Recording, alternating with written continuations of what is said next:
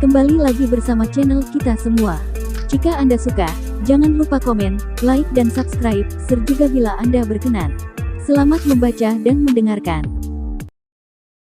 Perintah Kaisar Naga, Bab 4079-4081. Meskipun wajah hantu itu membuka mulutnya yang besar dan terus mengisap dengan keras, Raja Iblis Awan Merah tetap tidak bergerak. Bahkan jika hanya sisa jiwa yang tersisa, itu bukanlah sesuatu yang bisa diguncang oleh seorang biksu alam Mahayana seperti Theoden. Bagaimana bisa? Anda hanyalah jiwa yang tersisa, dan wajah hantu saya telah menyerap jiwa iblis yang tak terhitung jumlahnya, dan saya tidak pernah gagal. Bagaimana ini bisa terjadi? Setelah melihat ini, Theoden sedikit bingung. Itu karena kamu sebelum menyentuhku, kamu sudah lama gagal menyentuhku. Sungguh memalukan memiliki wajah yang jelek sepertimu dan memamerkan kekuatanmu. Cih! Raja Iblis Awan Merah meludah langsung. Tapi dengan seteguk ludah, wajah hantu Theoden menjadi hancur dalam sekejap seperti sambaran petir, dan wajah hantu seperti gunung menghilang seperti ini. Theoden menjadi bodoh. Orang lain melihat pemandangan ini dengan kaget di wajah mereka. Mereka tidak mengerti keberadaan seperti apa jiwa iblis yang tersembunyi di lautan kesadaran Dev ini. Hanya ada satu jiwa yang tersisa, dan itu sangat kuat, itu terlalu keterlaluan. Saya mengerti, saya mengerti. Tuan Lama mengerti pada saat ini. Mengapa Dev tidak takut pada jiwa iblis dari Sekte Wajah Hantu, dan berani membiarkan jiwa iblis itu masuk ke lautan kesadarannya sendiri. Ternyata Dev tahu bahwa ada jiwa iblis yang luar biasa di lautan kesadarannya sejak lama, dan jiwa iblis lainnya masuk. Bukankah itu hanya mencari kematian? Kamu, siapa kamu? Dengan kekuatan seperti itu, dan hanya satu jiwa yang tersisa, bagaimana mungkin? Dan masih di lautan kesadaran anak ini. Theoden bertanya dengan kaget. Hanya ada satu jiwa yang tersisa, dan kekuatannya bisa seperti ini. Bisa dibayangkan betapa mengerikannya kekuatan Raja Iblis Awan Merah di masa jayanya. Tapi kekuatan menakutkan inilah yang juga dibunuh oleh orang lain, menghancurkan tubuh, hanya menyisakan sisa jiwa. Aku leluhurmu. Ketika Anda melihat saya, Anda harus menyembah 3 kali dan bersujud 9 kali, dan memanggil leluhur. Raja Iblis Awan Merah berkata sambil tersenyum. Tepatnya, Raja Iblis Awan Merah tidak salah. Sebagai anggota klan Iblis, dia harusnya bisa terhubung. Oleh karena itu, Raja Iblis Awan Merah benar ketika dia mengatakan bahwa dia adalah nenek moyang Theoden. Mata Theoden sedikit menyipit, dia mengira Raja Iblis Awan Merah memarahi dirinya dan dengan sengaja mempermalukan dirinya. Karena kamu sangat sombong, jangan salahkan aku karena bersikap kasar. Setelahnya, bayangan Theoden mengembun sedikit, dan kabut hitam di sekitar tubuhnya mulai terisi. Sial, aku bilang aku leluhurmu, dan kamu seharusnya menyembahku. Bocah gila sepertimu masih tidak tahu bagaimana menyembah. Kalau begitu aku akan memberimu pelajaran kepada keturunan yang tidak berbakti. Setelah Raja Iblis Awan Merah selesai berbicara, dia menamparnya. Kabut hitam yang awalnya diisi Theoden menghilang dalam sekejap, dan seluruh sosoknya ditampar dengan kuat. Di depan Raja Iblis Awan Merah, Theoden menemukan bahwa dia bahkan tidak memiliki sedikit ruang untuk melawan. Dan dia bisa merasakan bahwa Raja Iblis Awan Merah sedang bermain-main dengan dirinya, dan dia tidak menggunakan kekuatan penuhnya, jika tidak dengan tamparan barusan, bayangan hantu yang diproyeksikan oleh dirinya sendiri akan hancur sejak lama. Raja Iblis Awan Merah mendatangi Theoden, lalu meraih Theoden dengan mulut besar lainnya. Sosok Theoden tampak kosong. Theoden itu adalah seorang biksu tingkat 3 dari alam Mahayana. Meskipun itu hanya bayangan yang diproyeksikan dan bukan entitas, tapi kekuatannya tidak boleh diremehkan. Tapi sekarang dia diguncang oleh jiwa iblis. Dan sepertinya Theoden tidak memiliki kekuatan sedikit pun untuk melawan. Gigitan mulut ini langsung membuat Theoden tercengang, dan pada saat yang sama matanya penuh kengerian. Karena dia memperhatikan dari aura Raja Iblis Awan Merah yang sangat lemah bahwa dia bukan dari dunia surga dan manusia. Kamu, apakah Anda jiwa iblis Elisea? Theoden bertanya, gemetar. Bocah sepertimu masih memiliki beberapa visi. Orang tua itu adalah Raja Iblis dari alam surga, dan jiwa yang tersisa ini berasal dari alam surgawi, datang secara tidak sengaja. Bahkan jika lelaki tua ini hanya memiliki satu jiwa yang tersisa, bukan berarti semut sepertimu dapat membicarakannya. Raja Iblis Awan Merah berkata dengan dingin.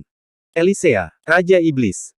Mata Theoden membelalak dan dia takut hingga buang air kecil. Apa kau bercanda? Bertarung dengan Raja Iblis Elisea sendirian. Jangankan hanya ada satu jiwa sisa yang tersisa di sisi lain, bahkan jika hanya ada satu kesadaran ilahi yang tersisa di sini, itu bukanlah sesuatu yang dapat ditangani oleh biksu alam Mahayana sepertinya. Sekarang Theoden akhirnya mengerti mengapa Dev, seorang biksu kecil tingkat 5 alam kesengsaraan transendensi, sangat luar biasa. Selain itu, Penatua Tu dan Digan, para biksu dari alam Mahayana, semuanya mati di tangan Dev. Ternyata ada iblis seperti itu yang hidup di lautan kesadaran, sehingga Theoden bahkan takut kentut.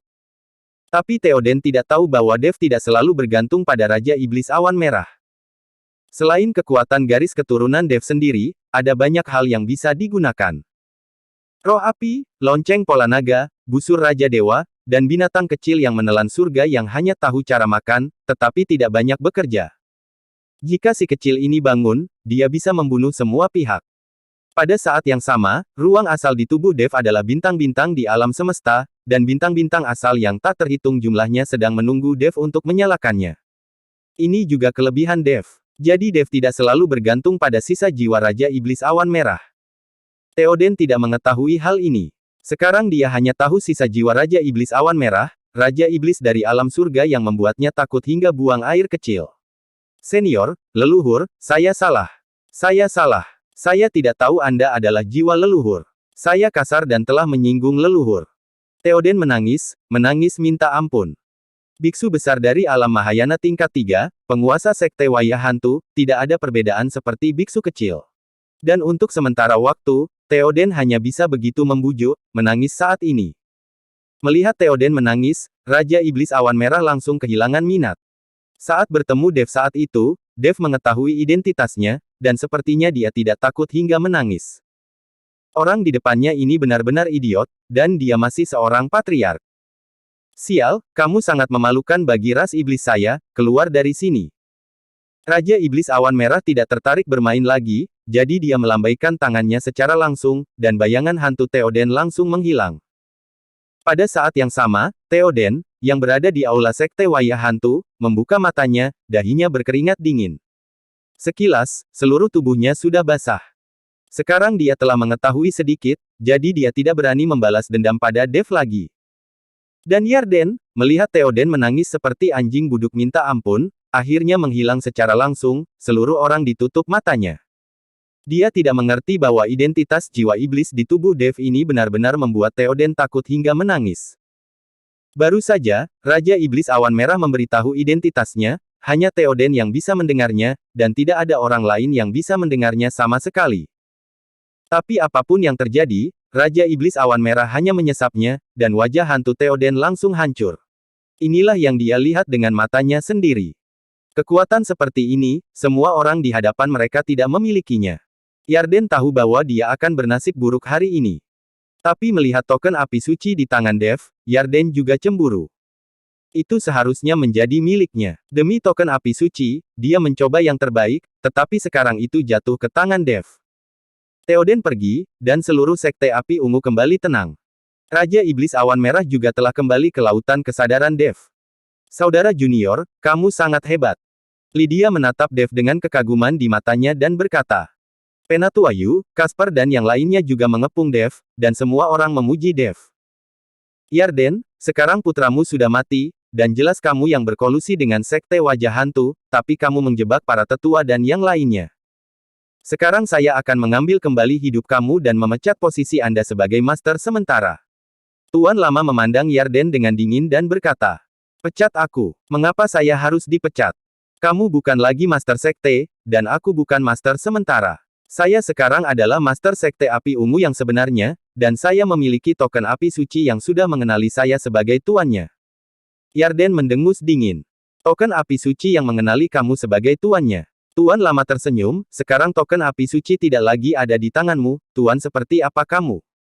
Kamu tidak memiliki token api suci lagi, jadi kamu juga bukan master sekte. Mengapa Anda ingin menghapus saya? Menurut aturan, saya adalah penguasa terakhir sekte api ungu. Sebelum pengangkatan master baru, bahkan jika saya tidak memiliki token api, sayalah master sekte. Yarden mulai memanfaatkan celah dalam aturan sekte api ungu untuk membantahnya. Sekarang token api suci ada di tangan adik laki-laki, dia juga dikenali sebagai tuannya. Bukankah itu berarti saudara laki-laki junior menjadi master sekte baru? Lydia berkata. Tidak begitu juga. Dev sama sekali bukan murid sekte api ungu, dan token api suci tidak dapat dijangkau jika berada tangannya. Sebagai anggota sekte api ungu, kita memiliki kewajiban untuk melindungi token api suci agar tidak dibawa pergi oleh orang luar. Yarden mulai menghasut banyak murid dari sekte api ungu. Anda harus tahu bahwa token api suci sangat penting di hati para murid ini, jika tidak, master sekte tidak perlu token api suci untuk mengenali sebagai tuannya. Sekarang identitas Dev terungkap, dia bukan murid sekte api ungu, jadi tidak pantas untuk memegang token api suci. Bahkan jika token api suci mengenali Dev sebagai tuannya, Dev tidak diizinkan untuk membawa token api suci. Yarden sedang memanfaatkan celah ini, jadi dia bersedia melawan untuk sementara waktu. Jika dia mampu mengambil token api suci ke tangannya sendiri, itu akan selesai. Siapa bilang Dev bukan murid sekte api ungu saya? Tuan Lama bertanya secara retoris. Tentu saja bukan. Tak satu pun dari kita yang tahu apa kebajikan Penatua Yu. Dia pasti telah menerima uang Dev dan membawanya masuk. Selain itu, dengan dua tetua, tidak mungkin menjadi guru Dev. Yarden berkata. Ya, Penatua Yu benar-benar tidak bisa menjadi guru Dev, tapi aku bisa menjadi ayah mertua Dev. Dev dan putri saya sudah bersentuhan kulit dan telah menjadi menantu saya. Identitasnya lebih kuat daripada murid sekte api ungu. Mengapa dia tidak bisa mendapatkan token api suci? Tuan Lama mendengus dingin. Ketika Dev mendengar ini, dia sedikit konyol. Kapan dia bersentuhan kulit dengan Lydia? Bukankah baru saja dia melihat Lydia mandi? Dunia surga dan manusia begitu aneh, hanya melihat gadis mandi, dan kamu harus menikah. Dev belum bisa mencernanya, dan dia ternyata adalah menantu dari Tuan Lama. Lydia tersipu ketika dia mendengar ayahnya mengatakan ini di depan umum, tetapi dapat dilihat bahwa dia sangat bahagia. Dan murid api ungu lainnya iri dan cemburu pada Dev satu persatu. Anda tahu, Lydia adalah dewi di hati banyak pria. Jenis gadis yang sekilas bisa menggetarkan banyak hati pria. Dewi semacam ini benar-benar ditiduri Dev. Cemburu saat kamu memikirkannya. Adik laki-laki, kapan kamu meniduri kakak senior Lydia? Caspar sangat bingung. Dia telah bersama Dev selama ini, dan dia tidak melihat Dev memiliki kesempatan. Dev tersenyum tak berdaya, dan tidak menjawab Caspar. Pada saat ini, Yarden tercengang ketika dia mendengar kata-kata Tuan Lama itu. Dia tidak menyangka Dev iciliwir bersama Lydia.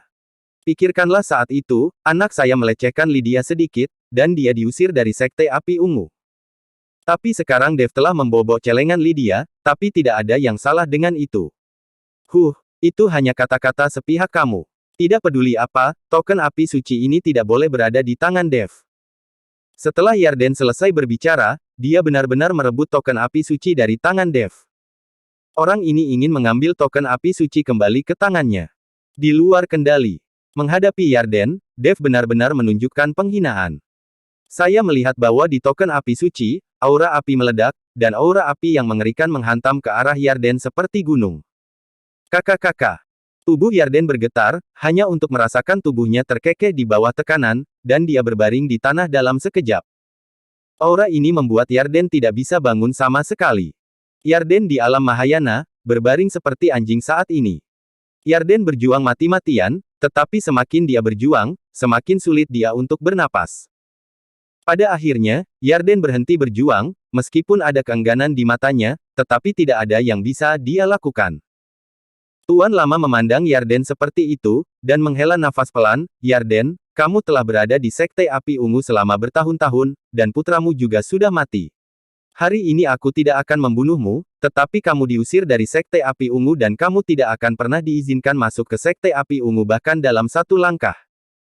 Suara Tuan Lama jatuh, dan Dev menyingkirkan aura apinya. Bersambung.